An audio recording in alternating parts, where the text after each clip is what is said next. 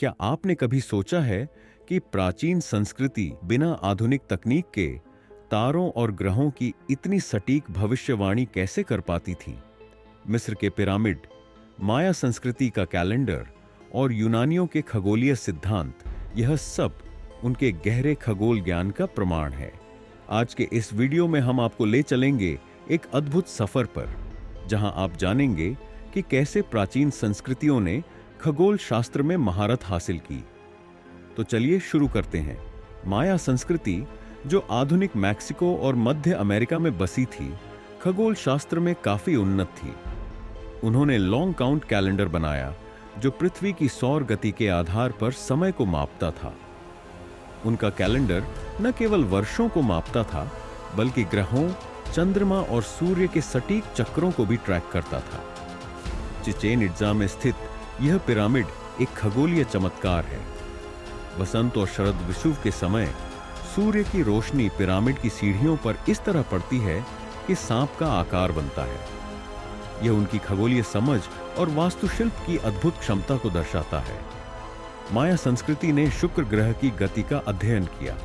उन्होंने पाया कि शुक्र का चक्र 584 दिनों का होता है, जो आज के खगोलविद भी मानते हैं। मिस्र की संस्कृति में सिरियस नामक तारा बेहद महत्वपूर्ण था। सिरियस का उदय नील नदी की बाढ़ के समय के साथ मेल खाता था। इस बाढ़ ने कृषि को संभव बनाया, जिससे मिस्र की संस्कृति फली फूली।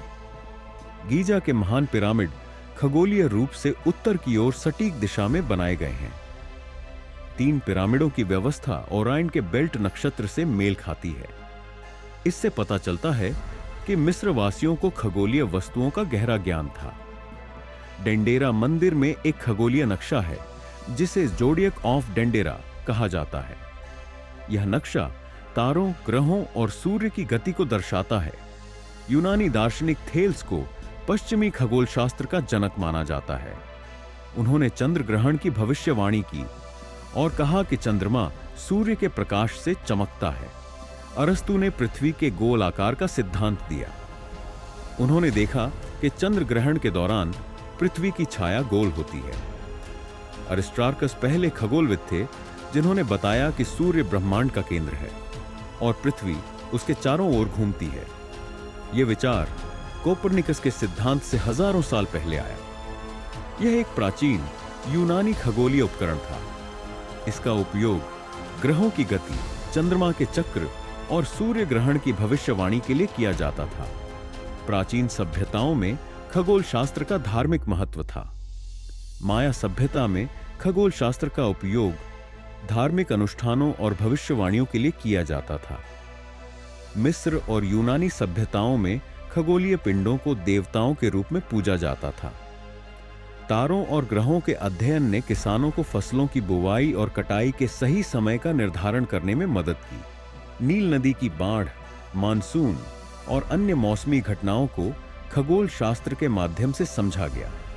तो दोस्तों, आज हमने जाना कि कैसे माया, मिस्र और यूनानी सभ्यताओं ने खगोल शास्त्र में अद्भुत प्रगति की। उनके ज्ञान और अवलोकन ने न केवल खगोल शास्त्र को समृद्ध किया, बल्कि मानव संस्कृति को नई ऊंचाइयों तक पहुंचाया। आज की आधुनिक खगोल शास्त्र भी उन्हीं प्राचीन सिद्धांतों पर आधारित है। अगर आपको यह वीडियो रोचक लगा तो इसे लाइक करें, शेयर करें और हमारे चैनल को सब्सक्राइब करना न भूलें।